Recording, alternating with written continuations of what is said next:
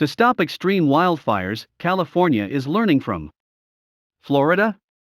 In early May, flames began to spread through a pine forest, consuming a dense carpet of leaves and underbrush.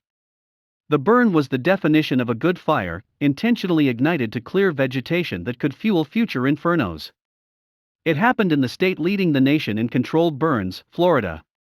As western states contend with increasingly catastrophic wildfires, some are looking to the southeastern U.S., where prescribed fire is widespread thanks to policies put in place decades ago.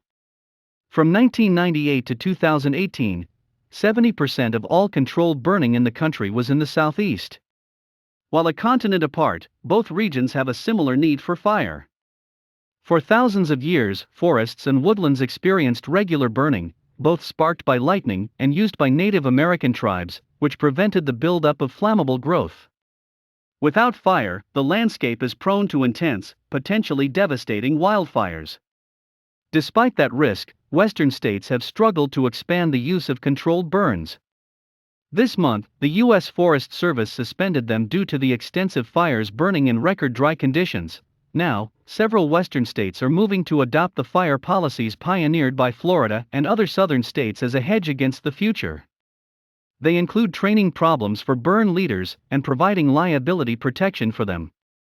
The bigger challenge is changing the culture around fire, so that residents know that tolerating a little smoke from good fires can help stop the destructive blazes that cloud the air for weeks.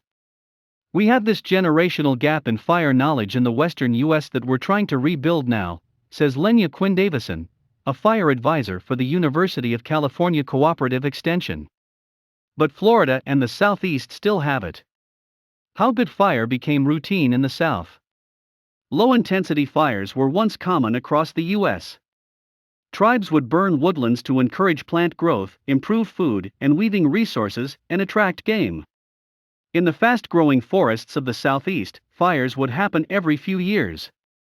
After colonization, some settlers in the Southeast adopted similar burning practices on lands taken from tribes. But by the early 1900s, the era of fire suppression began. Burning was seen as a threat to timber harvests. The U.S. Forest Service implemented an edict to extinguish all fires. On billboards and in ads, Smokey Bear spread the idea that fire was the enemy. By the 1960s, land managers realized that many landscapes had become choked with brush, grasses, and small trees. In the Southeast, where the majority of land is privately owned, some residents had continued controlled burning and wanted to see the practice grow. "We're here since the 1800s, my family has been," says Frank Riley, executive director of the Chastity-Chattahoochee Resource Conservation and Development Commission, a nonprofit in Demarest, Georgia that works on land management. "They used to light a fire and just let it burn till it quit, wherever over yonder it quit. Because it kept the forest open. The deer had something to eat. The cattle back then had something to eat because it burned all the briars and bushes." In 1990, Florida passed a law to encourage prescribed burns, recognizing that the state would lose significant biodiversity without it. After firestorms in 1998 that burned almost 500,000 acres, the law was strengthened. Florida set up a certification system for burn managers, also known as burn bosses, requiring candidates to get special training on weather and landscape conditions for safe burning. With that certification, burners are protected from liability lawsuits in the rare event a burn gets out of control, unless it's shown there was gross negligence on their part. In total, 11 southern states have burn manager certification programs. As a result, controlled burning has become part of the social fabric. The city embraces the natural areas that surround it, says Morgan Varner, director of fire research at Tall Timbers, a research station and land conservancy in Tallahassee, Florida. They love the green space and they associate that with the burning that takes place.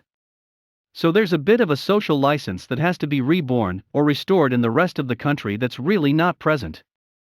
Varner says many private landowners burn every other year, usually in the spring.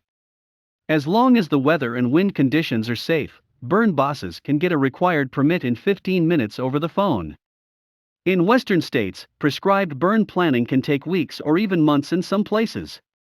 People don't just accept it there, they look for it, says Crystal Colden, a fire scientist at the University of California, Merced.